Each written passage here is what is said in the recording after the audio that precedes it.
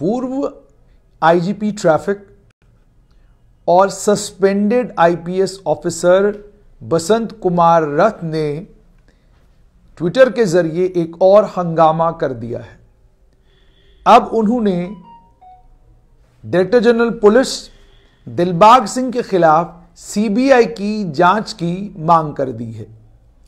आपको याद होगा कि डीजीपी दिलबाग सिंह को जिस समय जम्मू कश्मीर के डीजीपी का कार्यभार दिया गया था, उसके बाद लगातार डीजीपी के ऊपर ट्विटर के जरिए टिप्पणियां करने के कारण बसंत कुमार रथ को सस्पेंड कर दिया गया था और उनके खिलाफ इंक्वायरी के आदेश दे दिए गए थे। 2 साल से ज्यादा का समय बीत चुका है और वो जो मैंडेटरी साल का पीरियड होता है वो भी खत्म हो गया। उसके बाद भी सस्पेंशन से अभी भी बसंत कुमार रथ को वापस नहीं लिया गया है और उसके बाद बसंत कुमार रथ ने इस्तीफा दे दिया और इस्तीफा देने के बाद से लेकर अभी तक उनका इस्तीफा कबूल भी नहीं किया गया है और इस्तीफा है किस स्टेज पर, क्या कबूल किया जाएगा या नहीं किया जाएगा, इसको लेकर भी कोई क्लैरिटी नहीं है। और यके बाद दीगरे बसंत कुमार रथ चिट्ठियां लिखकर पहले तो उन्होंने ये कहा कि वो राजनीति में उतर आने वाले हैं और भारतीय जनता पार्टी में शामिल होंगे और चुनाव जम्मू कश्मीर से लड़ेंगे। उसके बाद उन्होंने एक लेख लिखा है जिस लेख में उन्होंने डिटेल में बताया है वो जम्मू कश्मीर से चुनाव क्यों लड़ना चाहते हैं, वो जम्मू कश्मीर में रहकर आने वाले कल में जम्मू कश्मीर के लोगों का नेतृत्व क्यों करना चाहते हैं। लेकिन उसके बीच में दिलबाग सिंह ने इससे पहले आपको याद होगा कि एडीजीपी हेडक्वार्टर्स को लेकर एक चिट्ठी लिखी थी और उनके खिलाफ एफआईआर की मांग की थी और ये कहा था कि उनका बाथरूम और उनका किचन जो है उसकी हालत बहुत खराब है और अगर जो हालत उन दोनों की है, अगर उनके घर की हालत के कारण बिजली का झटका लगने से उनकी मौत होती है तो उसके लिए ये तमाम लोग जिम्मेदार होंगे, इसीलिए उन्होंने एफआईआर की मांग की थी। ये सारे मामले अभी थमे नहीं कि उसके बीच में अब लेफ्टिनेंट गवर्नर को एक चिट्ठी लिखी है बसंत रथ ने और उसकी copy chief secretary Jammu Kashmir को भी की है और ये कहा है कि डीजीपी दिलबाग सिंह जो है अवैध पैसा कुछ आईपीएस और जेकेपीएस अफसरों के जरिए पुलिस हेडक्वार्टर में बना रहे हैं। वो क्रिमिनल एक्टिविटीज में इन्वॉल्व हैं जब से वो 2018 अक्टूबर से डीजीपी जम्मू कश्मीर में बने हैं। इसको लेकर उन्होंने ये कहा है कि इससे पहले भी उन्होंने एक पुलिस पब्लिक मेला ऑर्गेनाइज किया था, आज भी पुलिस पब्लिक मेला है और पुलिस पे पब्लिक मेला ऑर्गेनाइज किया था और ये दोबारा से एतवार के दिन ही करने जा रहे हैं। जैसे मैंने आपको कहा कि आज पुलिस पब्लिक मेला चल रहा है। Police public mela is an illegal lottery racket. Police public mela को लेकर कह रहे हैं कि यह अवैध लॉटरी रैकेट है जिसे Dilbag Singh police welfare exercise की आड़ में रन कर रहे हैं। यूटी गवर्नमेंट ने किसी को भी डीजीपी दिलबाग सिंह के साथ साथ किसी को भी इस बात की इजाजत नहीं दी है कि वो लॉटरी की टिकटें जम्मू कश्मीर में बेचें और जहां तक लेटेस्ट लीगल पोजीशन है, सुप्रीम कोर्ट ने किसी भी नागरिक का यह अधिकार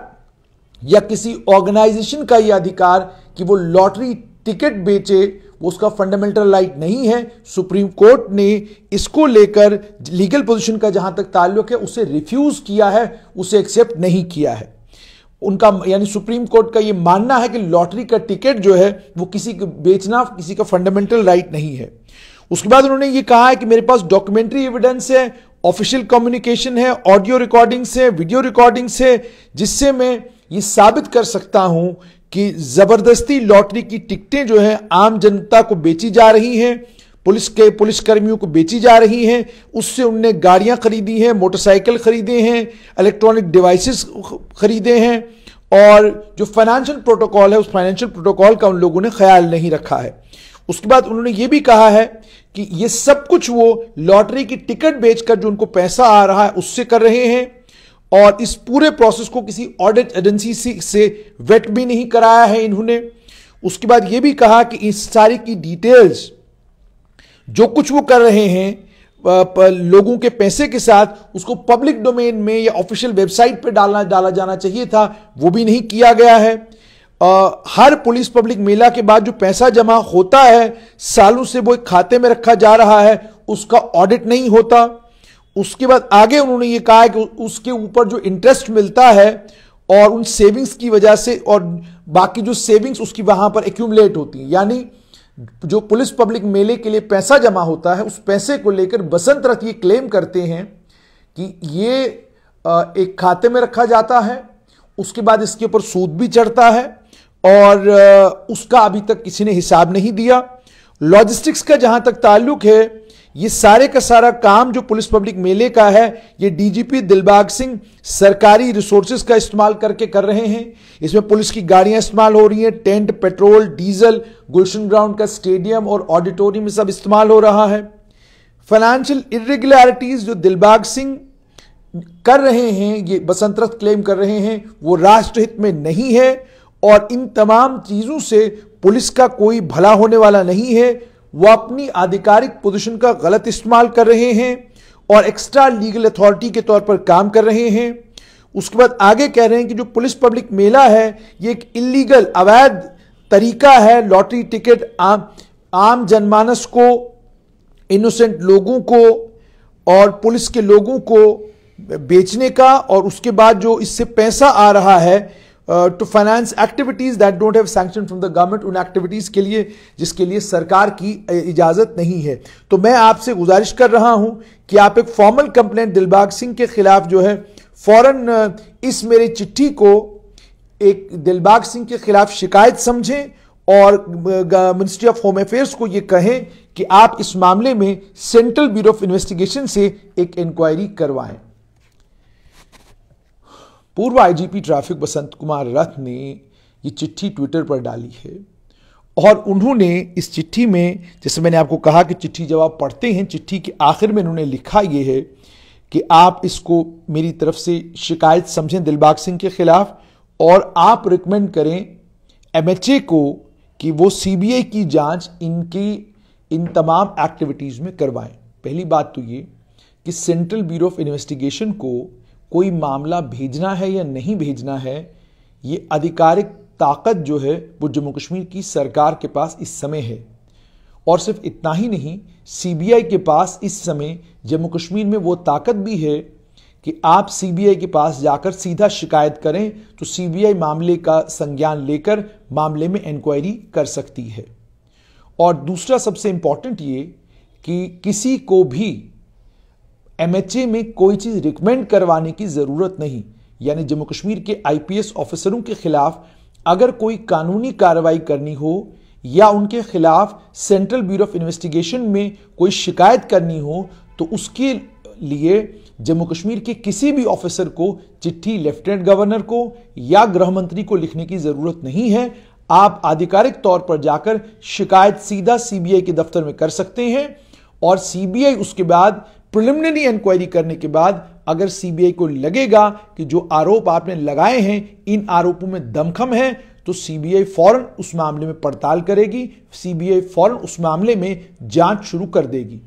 ऑफिसर किसी भी लेवल का हो, उस ऑफिसर के खिलाफ एक आम आदमी भी सीबीआई के पास जाकर शिकायत दर्ज कर सकता है और शिकायत दर्ज करने के बाद सीबीआई को अगर पर्याप्त मात्रा में आप सबूत दे देते हैं या सीबीआई को अपनी प्रिलिमिनरी इंक्वायरी में लगता है कि जो मामला उनके सामने आया है इस मामले में दम है तो सीबीआई उस मामले में आगे बढ़ती है। जहां तक जम्मू कश्मीर की सरकार का ताल्लुक है, आप जानते हैं कि रिक्रूटमेंटों के मामले में जब आरोप ये लगे कि इन रिक्रूटमेंटों में बड़े पैमाने पर धांधली हुई है तो चूंकि वो सरकार रिक्रूटमेंट करवा रही थी इसीलिए सरकार ने खुद उन रिक्रूटमेंटों के मामले जो हैं वो सेंट्रल ब्यूरो ऑफ इन्वेस्टिगेशन के हवाले कर दिए। और लेकिन मान लीजिए सरकार अगर ऐसा नहीं भी करती तो अगर किसी के पास ऑडियो रिकॉर्डिंग, वीडियो रिकॉर्डिंग या कोई भी सबूत होता तो वो सबूत लेकर सीबीआई के पास चला जाता, उन्हें तमाम सबूत देता और उन्हें यह कहता कि इस मामले में आप पड़ताल करना शुरू करें, इस मामले में आप जांच करना शुरू करें क्योंकि ये सबूत हैं, इन सबूतों के बिना पर आप एफआईआर भी लगा सकते हैं और इस मामले में आगे जाकर जांच भी कर सकते हैं। और यह समझना भी जरूरी है यहां पर कि राज्यों के मामले में सेंट्रल ब्यूरो ऑफ इन्वेस्टिगेशन अगर कोई जांच किसी राज्य में करना चाहे तो राज्य का अधिकार है कि वो सीबीआई की जांच को अलाउ भी कर सकता है और सीबीआई की जांच करवाने से इनकार भी कर सकता है। यानी ये कानूनी प्रावधान है। लेकिन जो चिट्ठी लिखी गई है और ट्विटर पर, जैसे मैंने आपको कहा कि एडीजी आईजीपी बसंत रथ जब से सस्पेंड हुए हैं तब से उनकी चिट्ठियां जो हैं वो पब्लिक डोमेन में आ रही हैं। आग सिंह पुलिस पब्लिक मेला करवा रहे हैं ऐसा नहीं है। पुलिस पब्लिक मेला एक लंबे समय से होता आ रहा है। जम्मू कश्मीर पुलिस उस पुलिस पब्लिक मेला को कराती है और पुलिस का यह कहना है कि जो पैसा यहां से जमा होता है वो पैसा जम्मू कश्मीर पुलिस की वेलफेयर के लिए, जम्मू कश्मीर पुलिस के जवानों की वेलफेयर के लिए इस्तेमाल किया जाता है। तो फिलहाल बसंत रथ ने चिट्ठी लिखी है और लेफ्टिनेंट गवर्नर मनोज सिन्हा से कहा है कि आप केंद्रीय गृह मंत्रालय को कहें कि डीजीपी दिलबाग सिंह के खिलाफ सीबीआई की जांच करवाएं।